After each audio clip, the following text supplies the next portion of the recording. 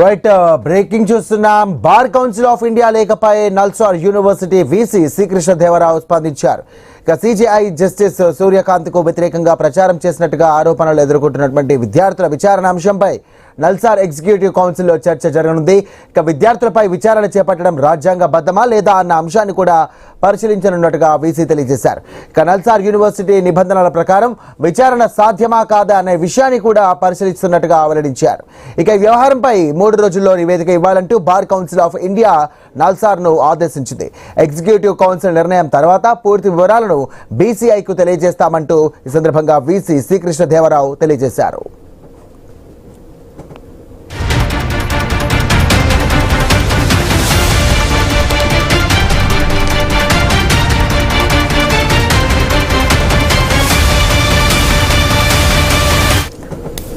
ఇక నల్సార్ లా యూనివర్సిటీ విద్యార్థుల వ్యవహారం తీవ్ర వివాదంగా మారింది. స్నాతకోత్సవానికి సిజేఐ జస్టిస్ సూర్యకాంత్ ను ఆహ్వానించవద్దంటూ వర్సిటీ వీసీకి విద్యార్థులు లేఖ రాసినటువంటి నేపథ్యంలో బార్ కౌన్సిల్ ఆఫ్ ఇండియా కీలక ఆదేశాలు జారీ చేసింది.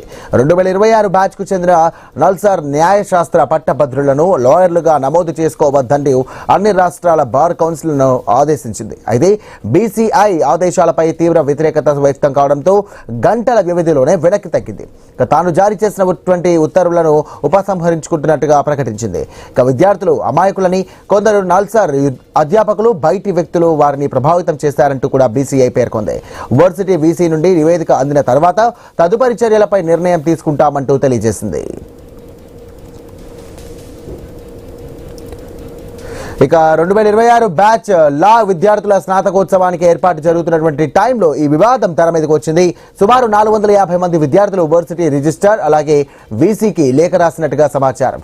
సిజేఐ జస్టిస్ సూర్యకాంత్ ను ముఖ్య అతిథిగా ఆహ్వానించవద్దంటూ వారు విజ్ఞప్తి చేసినట్టుగా తెలుస్తోంది. గత నెల ఢిల్లీలో విద్యార్థుల చలో పార్లమెంట్ సందర్భంగా జరిగిన పోలీసుల లాఠీచార్జీ అలాగే బలయ ప్రయోగానికి సంబంధించినటువంటి వీడియోలను చూడడానికి తనకు సమయం లేదని జస్టిస్ సూర్యకాంత్ చెప్పడంపై విద్యార్థులు అభ్యంతరం వ్యక్తం చేసినట్టుగా సమాచారం. అలాంటి పరిస్థితుల్లో ఆయన చేతుల మీదుగా పట్టాలు అందుకోవడం తమకు వర్సిటీ నేర్పిన విలువలకు విరుద్ధమంటూ విద్యార్థులు పేర్కొన్నట్టుగా తెలుస్తోంది. ఇదిలా ఉంటే జస్టిస్ సూర్యకాంత్ ముఖ్య అతిథిగా హాజరు కావాల్సిన స్నాతకోత్సవాన్ని Tata institute of social sciences కూడా గతంలో వాయిదా వేసుకుంది. దీంతో నల్సార్ వ్యవహారం ఇప్పుడు న్యాయ విద్యా వర్గాల్లో చర్చనీయాంశంగా మారింది. రైట్, ఇదే అంశానికి సంబంధించి మరిన్ని డీటెయిల్స్ అంశానికి మా కరెస్పాండెంట్ క్రాంతి సిద్ధంగా ఉన్నారు. క్రాంతి, ఇటు బార్ కౌన్సిల్ పై లేఖపై కూడా నల్సార్ వీసీ స్పందించినట్టుగా తెలుస్తోంది. సో యూనివర్సిటీకి సంబంధించినటువంటి అప్డేట్స్ ఏంటి అండ్ ఇటు విద్యార్థులు ఏమంటున్నారు?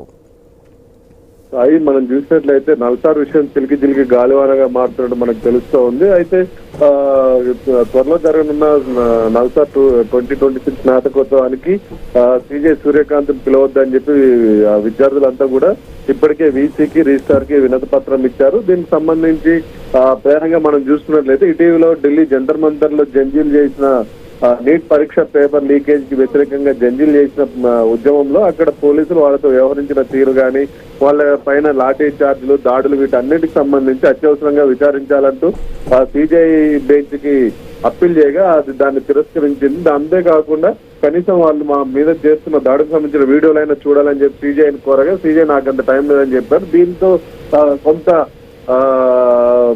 కొంత మనోభావాలు దెబ్బతిన్నట్టుగా భావించిన విద్యార్థులు, నల్సార్ విద్యార్థులు మాకు సిజేఐ చేతిలో మేము కాన్వకేషన్ తీసుకోము, మా డిగ్రీ తీసుకోమంటూ వీసీకి ప్లస్ రిజిస్ట్రార్ కి లెటర్ రాశారు. దీంట్లో ప్రయాణంగా మనం చూసుకుంటే స్నాతకోత్సవానికి చీఫ్ జస్టిస్ ఆఫ్ ఇండియా రావడం అనేది ఆచారంగా వస్తుంది. ఇందులో భాగంగానే ఈసారి కూడా అతనే రావాల్సి ఉండగా విద్యార్థులు మాత్రం తిరస్కరించారు. విద్యార్థులు అతని చేతుల మీద మేము మా లా డిగ్రీ తీసుకోమని చెప్పి తేల్చి చెప్పేశారు. ప్రధానంగా మనం చూసుకున్నట్లయితే ఒక లా విద్యార్థికి ప్రధాన విధి ఏంటంటే రాజ్యాంగ హక్కులు కాపాడడం, సహజ న్యాయ సూత్రాలు కాపాడడం, బాధితుల వేదనను వినడం, వాళ్ళకి సరైన పరిష్కారం చూపించడమే లా విద్యార్థి ప్రధాన విధి. మాకు నల్సార్ యూనివర్సిటీ కూడా అదే నేర్పించింది. కానీ వీటన్నిటికి విరుద్ధంగా వ్యవహరించిన జస్టిస్ సూర్యకాంత్ చేతుల మీదుగా మేము డిగ్రీలు తీసుకోలేమంటూ వాళ్ళు తేల్చి చెప్పారు. అయితే దీనికి సంబంధించి నల్సార్ యాజమాన్యం కూడా విద్యార్థులతో చర్చలు జరపడం మనకు తెలుస్తుంది. అయితే ఎక్కడ కూడా విద్యార్థులు వెనక్కి తగ్గలేదు. మొత్తం కూడా అంటే లా కోర్స్ 3 సంవత్సరాలకు సంబంధించిన విద్యార్థులు అందరూ అంటే రేపు ఎవరైతే త్వరలో డిగ్రీ కంప్లీట్ చేసుకొని స్నాతకోత్సవంలో పట్టా తీసుకోబోతున్నారు వాళ్ళే కాకుండా వాళ్ళకంటే జూనియర్ విద్యార్థులు కూడా దీంట్లో ఈ లెటర్ మీద సంతకాలు పెట్టడం మనకు తెలుస్తుంది. మొత్తం 450 మందికి పైగా లెటర్ పెట్టారు. అయితే ఇంత వ్యవహారం నడుస్తుండడంతో ఇందులోకి BCI ఎంటర్ అయింది, బార్ కౌన్సిల్ ఆఫ్ ఇండియా ఈ వ్యవహారంలోకి ఎంటర్ అయింది. ఎవరైతే నల్సార్లో 2026లో లా డిగ్రీ పూర్తి చేశారు వాళ్ళ ఎవరిని కూడా లాయర్లుగా రిజిస్టర్ చేయొద్దంటూ అన్ని రాష్ట్రాల బార్ కౌన్సిల్లకి ఆదేశాలు పంపించింది. ఈ విషయం మీద తీవ్ర స్థాయిలో వ్యతిరేకత రావడంతో ఇమీడియట్ గా దాన్ని విత్డ్రా చేసుకుంది. విత్డ్రా చేసుకున్న తర్వాత ప్రకటన విడుదల చేసింది. కేవలం విద్యార్థులు వేరే వాళ్ళు బయట వ్యక్తులు నల్సార్ యూనివర్సిటీ సంబంధించిన కొంతమంది ప్రొఫెసర్లు తప్పుదో పట్టిస్తున్నారని చెప్పి వాళ్ళ మీద విచారణ చేయాలంటూ నల్సార్ యూనివర్సిటీ యాజమాన్యానికి ఆదేశాలు జారీ చేసింది.